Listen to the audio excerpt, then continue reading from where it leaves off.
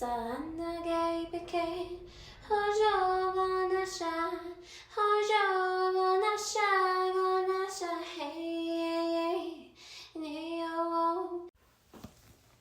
are medicine. They're relatives, they're family, they're a part of our identity, and right now, they're in danger. Throughout centuries, indigenous people have used plants as means of nutrition, medicine, ceremony, and of survival. They are ingrained into our culture. We use them in cultural ceremonies, which are integral aspects of many indigenous cultures. As a Diné, we consider these plants to be beings deserving respect. Ceremonial plants such as bearroot and mountain tobacco are becoming scarce.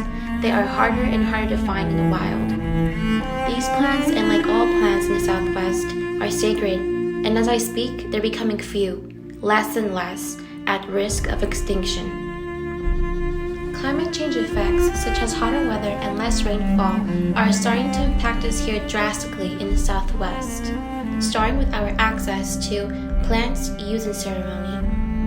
My proposed solution is to adapt to these changes and go back to what has never failed us as Native people, our own teachings and practices.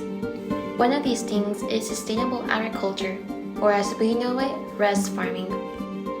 Specifically here in the Southwest, there have been many farming methods utilized by Pueblo and tribal people. What I aim to do is to combine these different types of farming method to create one that will be sustainable, conserve water, and resist this arid climate, being an indigenous approach to swells. The idea is to use half-moon crescent-like structures in the ground to capture rainfall, seeping it better into the ground, while also using a border of soil and rocks, as rocks can help better retain moisture for longer periods of time, while also promoting biodiversity, as critters and bugs can live under these rocks, can be planted in between shrubs, bushes, trees, or even out in the open. The idea behind these swells is that they can be made anywhere and adapt and survive on their own, such as in your own backyard, school garden, or even public lots where there is soil and vegetation. And here's an interview from an esteemed scientist, Sergio Torres, and his take on swells. I think swells are a great way to have water conservation as well as a natural source of evaporative processes, and including biodiversity in a more contained, natural type of crop or medicine production.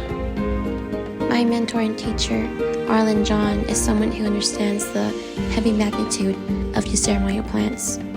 Napi, which is Osha and also called bearroot. I don't know the name of it, but the mountains are real pretty. It's used for protection and cleansing. The mountain tobacco in Navajo is called Tzitnato. And it's a flower. There are different varieties, versions of it. But the basic one is for restoration of good thinking, positive thinking, and then also to increase critical thinking. Nabi and Tzitnato are some of many cultural and ceremonial plants in danger. We need to take action, change our approach, evolve. Native people will continue to endure, but alongside us, we need our plants, our relatives, our medicine. Ayaha.